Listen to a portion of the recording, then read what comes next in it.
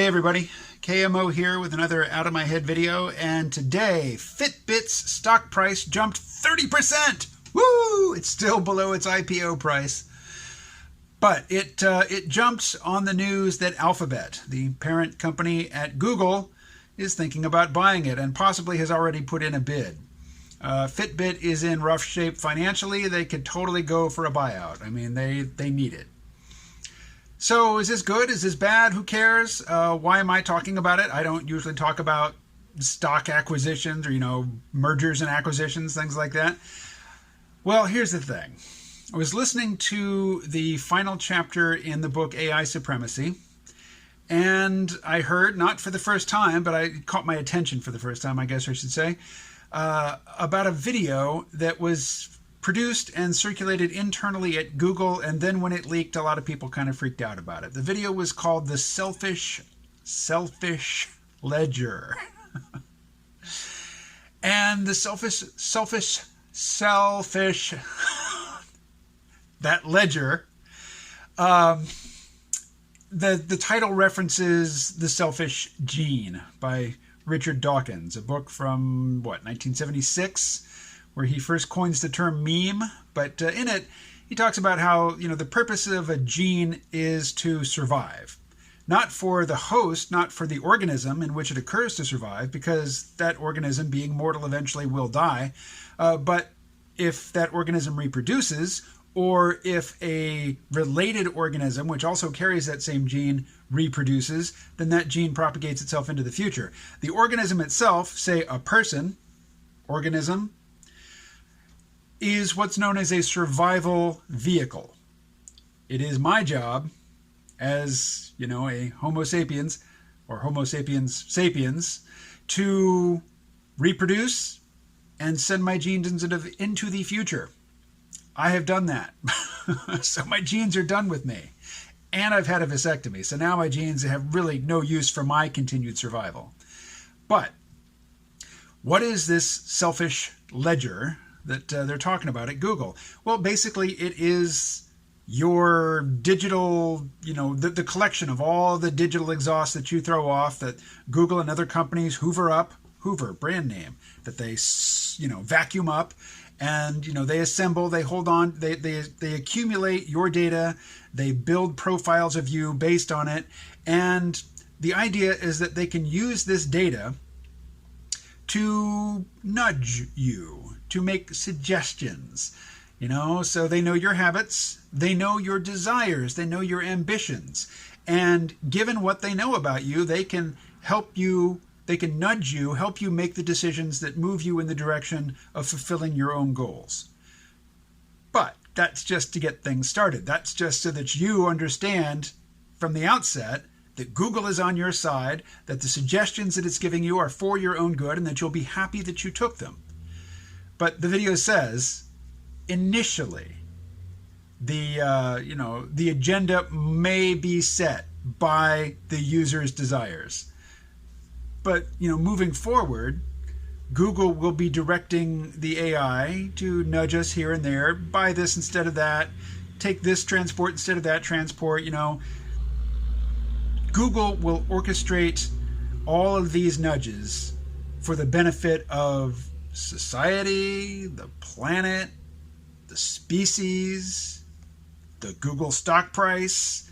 Who knows what, benevolent vision they will have at Google, and that they will use to, to direct our actions. Not to compel our actions, but to suggest, to guide with helpful suggestions at just the right moment, so that we choose good food instead of junk food, so that we choose to exercise rather than play video games.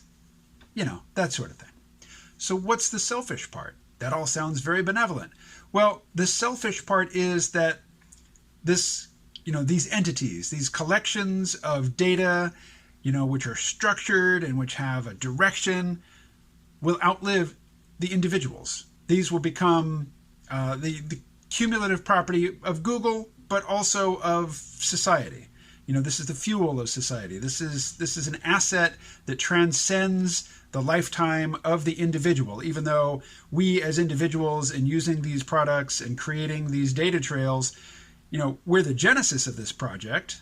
Well, sort of. You might say we're the fuel, and that Google's, an idea at Google was the genesis. But anyway, we're pretty instrumental at the beginning, but the process will outlive us.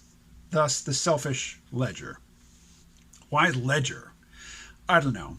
Tech people are weird about the term ledger. Like, the blockchain is supposed to be a distributed public ledger.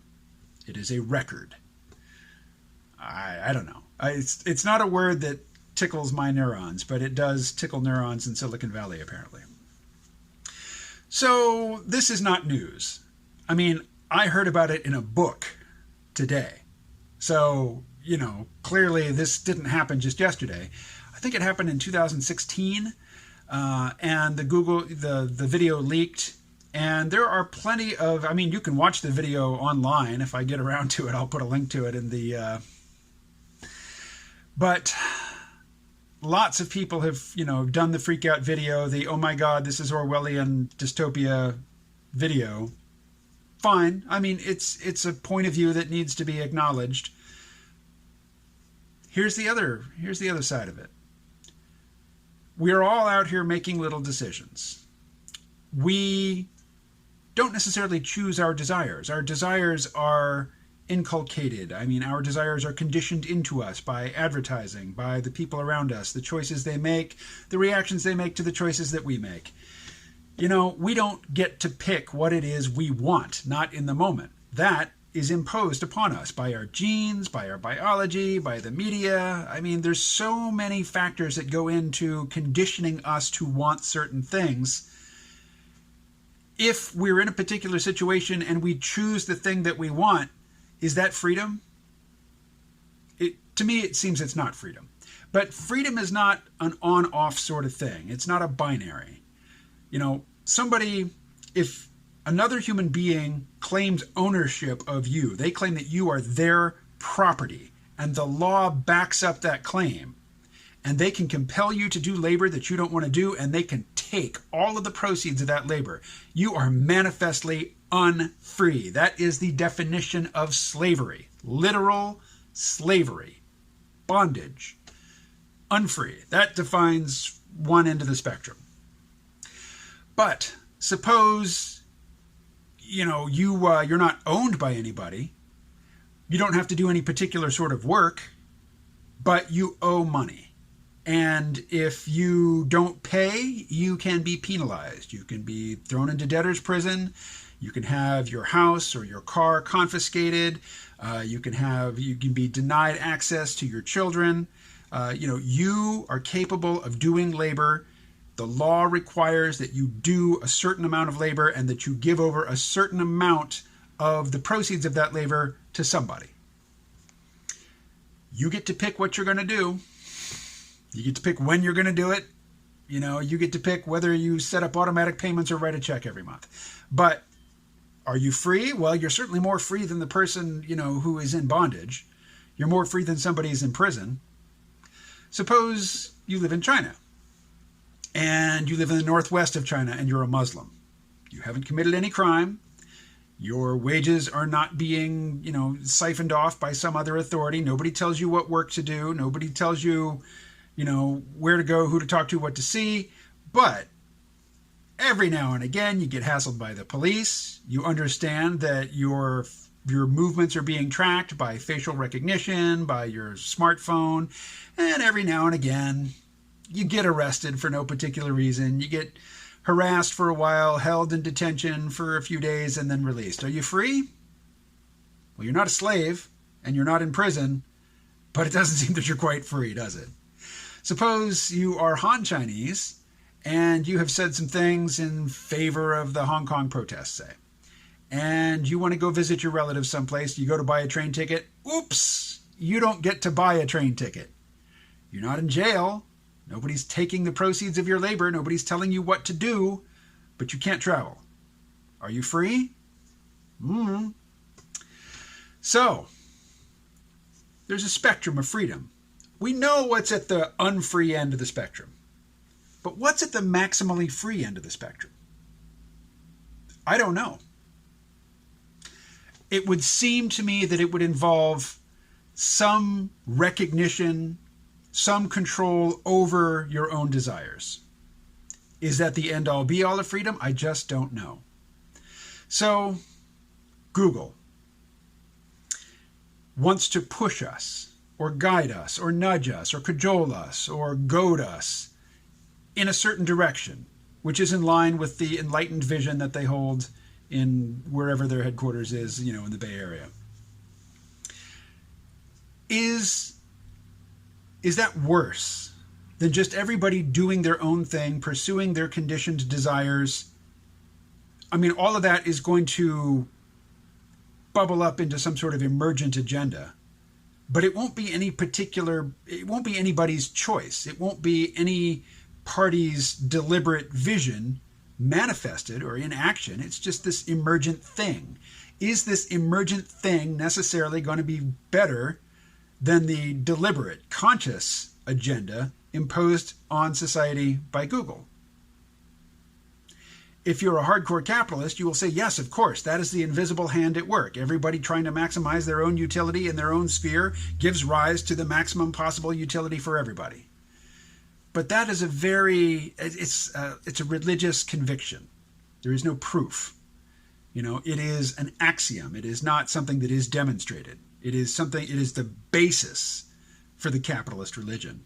It is not something that the capitalist religion proves. It seems to me, another party who's going to be in this game is Amazon. They have a lot of data too. They have a lot of users generating data with their proprietary devices. I have a Fire tablet that I use many hours every single day. Amazon knows what games I play on it. Google might as well, given that it's an Android device. But Amazon knows what games I play. They know what videos I watch, largely because I'm watching them on Prime Video. Google knows what I watch on YouTube. They know what I post to YouTube. These companies know a whole lot about me, and they know a whole lot about you. They know more about me than they do about you, most likely, because I put my face and my voice and my mannerisms on camera every single day. But Jeff Bezos, everybody loves to hate him. World's richest man, can't seem to find it in his heart to pay his workers a living wage. What does he do with his excess money? Buys the Washington Post, but really, where's he putting that money? He's putting it into developing rockets. And he wants to build space habitats, O'Neill cylinders.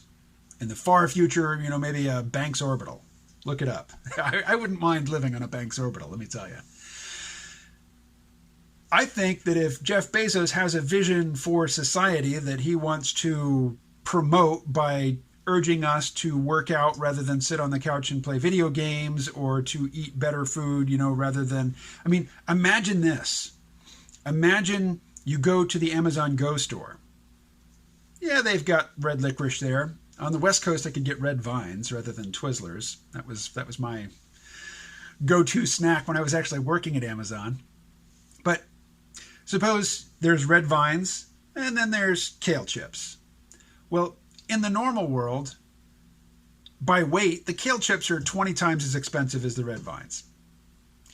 But suppose Jeff Bezos and the enlightened minds at Amazon are trying to steer me in a healthful direction for the betterment of society. Suppose they make the kale chips the same price as the red vines. Is that bad? If I am motivated to make the healthful choice, is that bad? So, Google wants to buy FitBit, or Alphabet wants to buy FitBit. That would be good for me. I don't have a Fitbit. I would like to have a Fitbit. I would like to live the quantified self lifestyle, but I'm inconsistent about keeping the records. For the longest time, I would weigh myself first thing in the morning and write down the weight in a journal, but I stopped doing that months ago. Got on the scale for the first time in many months today, and I was considerably heavier than I was the last time I got on the scale. It helps to do that measurement, to keep that measurement daily. I work out, but I'm not working out as consistently, as rigorously, as regularly now as I was a year ago. If I had a Fitbit, and if that Fitbit was really good at collecting not just, my weight, or not just data about how many steps I take or how often my heart rate is elevated, from exercise, but was also collating all that data, making it available to me in a variety of formats so that I could, look at it, I could learn from it, and also putting it up, with my permission on some sort of social media platform that was devoted to exercise and lifestyle, so that it could be gamified. I could find somebody who's about my same age, a group of people about my same age and about my same fitness level, and compete with these people, and have various things that I might do on my own, but I would more likely do if there was some sort of gain or points associated with it. I mean, gamify fitness, gamify nutrition, and then, make a competition out of it, and have an AI that is, when I'm off the straight and narrow, just gently reminding me that I would probably enjoy my life much better if I was fitter, if I was more diligent about doing the things that I say I want to do. And, if we're all living like that, or a sizable fraction of us, I mean, I want to live like that. It's just, it requires a level of organization and, self-discipline that I have not demonstrated, at least not consistently. If there's a prosthetic, if there's a cybernetic prosthetic that will help me with that, I welcome it. I know this is anathema to a lot of people who have consumed my content for years. So it goes. I will take the help. Speaking of help, thank you to MC, who made a very generous contribution via PayPal. I have a Patreon. I never talk about it, but I do. I'll put a link to it in the thing below. I've been watching a YouTube channel, and I don't remember the guy's name right offhand, but he's talking about AI safety. And whenever he talks about the, what do you call it? The video notes, he calls it the doobly-doo. I might just have to steal that. All right, this has been a long video, and I don't see me editing it very much. So thank you very much for your time. I will talk to you again tomorrow. And give me feedback. Tomorrow is Thursday. I will be talking with Colin over at the TV station. If there's anything you'd like for us to talk about, you know what to do. Stay well.